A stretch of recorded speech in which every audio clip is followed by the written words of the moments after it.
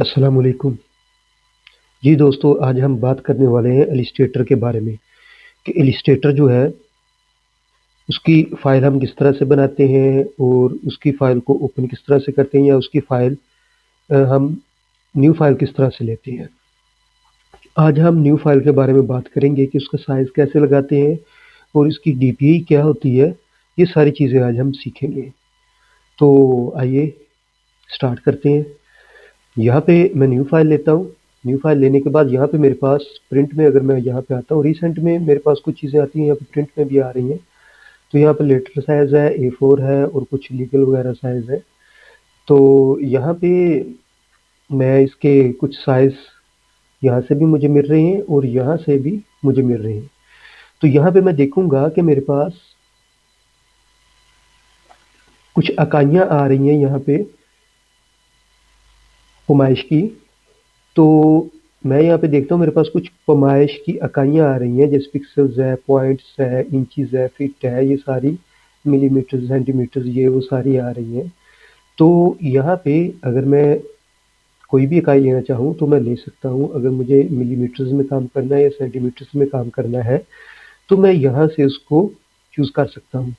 लेकिन मोस्टली हम यहाँ पे काम करते हैं इंचेस में, तो मैं यहाँ पे इंचेस ही सिलेक्ट करता हूँ और यहाँ पे मैं इंचेस को लेता हूँ और ये देखिए यहाँ पे मेरे पास जो है वो इंचेस में साइज़ आना शुरू हो गया है और यहाँ पे मैं इंचेस में लेता हूँ 5/3, ठीक है।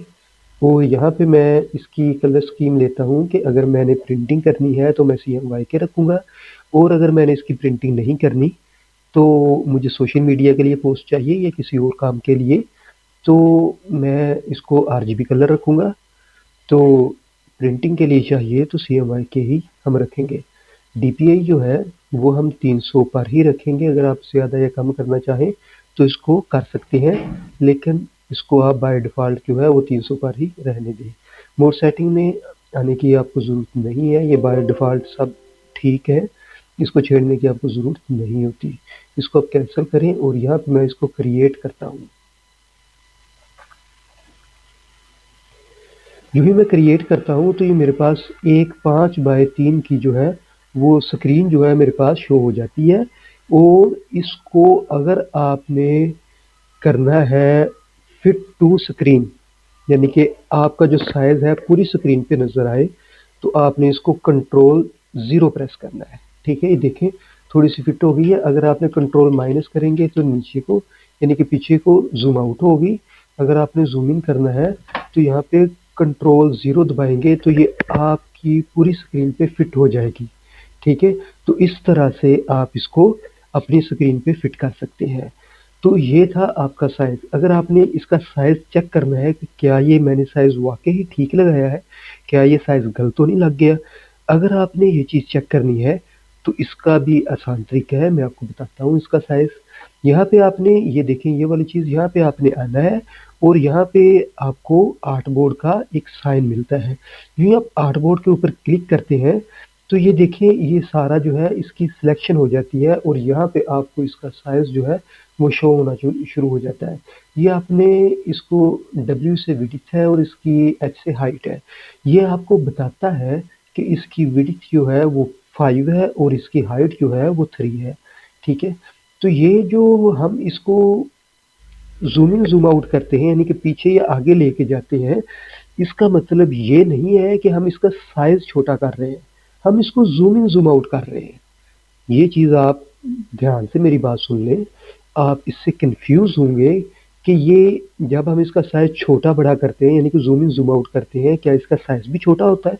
बिल्कुल इसका साइज़ छोटा नहीं होता, जस्ट ये हमें ज़ूम इन ज़ूम आउट यानी कि एक चीज़ हमें दूर से कोई चीज़ दिखा रहा है, एक चीज़ हमें करीब से दिखा रहा है, ठीक है? ये सिर्फ़ यही सिचुएशन है, हम इसका साइज़ चेंज नहीं कर रहे। ये देखिए अगर मैं इसको बहुत ज़्यादा पीछे लेके जा रहा हूँ, ये देखिए बहुत ज़्यादा पीछे लेके जा रहा हूँ, फिर भी इसका साइज़ जो है वो 5/3 है और अगर मैं इसको बहुत आगे लेके आ रहा हूँ, तो फिर भी इसका साइज़ 5/3 है। यहाँ पे मैं इसका साइज़ जो है वो चेंज करता हूँ, इसको मैं कर देता हूँ 4/2, ठीक है? 4/2। तो ये जो है अब जो मैंने साइज़ चेंज किया है, ये साइज़ जो है वो चेंज हुआ है, मतलब कि अब साइज़ चेंज हुआ है। बजाय उसके कि हम ज़ूम इन ज़ूम आउट करते हुए हम उसको समझे कि इसका साइज़ छोटा हो गया है या बड़ा हो गया है। Size zoom in zoom out से छोटा या बड़ा नहीं होता, साइज़ चेंज करने से साइज़ चेंज होता है। अदरवाइज़ साइज़ जो है वो आपके आर्टबोर्ड का चेंज नहीं होगा। इस बात से आपने कन्फ्यूज़ नहीं होना कि शायद मैं इसको ज़ूम इन ज़ूम आउट कर रहा हूँ, तो इसका साइज़ भी छोटा-बड़ा कर रहा हूँ, लेकिन ऐसा नहीं हो रहा। तो ये था बेसिक साइज़ और इसकी कलर स्कीम कौन-सी रखनी है और इसका साइज़ को ज़ूम इन ज़ूम आउट करके हम कैसे देखते हैं, ये थी हमारी पहली क्लास। हम आगे इंशाल्लाह देखेंगे कि एक-एक चीज़ के बारे में आपको डिटेल में ग्राफ़िक्स सिखाई जाएगी, जिसमें आपका इलस्ट्रेटर होगा, कोरल ड्रा होगा, फ़ोटोशॉप होगा। इसमें हम जो है वो डिज़ाइनिंग मुख्तलिफ़ तरीकों से देखेंगे। तो हम देखेंगे कि हम इलस्ट्रेटर का और कोरल ड्रा का मुवाज़ना भी कुछ करेंगे, तो हम देखेंगे कि कौन-सा सॉफ्टवेयर बेहतर है, किस सॉफ्टवेयर से जल्दी काम होता है और कौन-कौन सी ख़ुसूसियत दोनों में पाई जाती हैं या इनमें डिफ़रेंस क्या है। ये चीज़ें भी इंशाअल्लाह आपको मेरे चैनल से मिलेंगी। अल्लाह हाफ़िज़।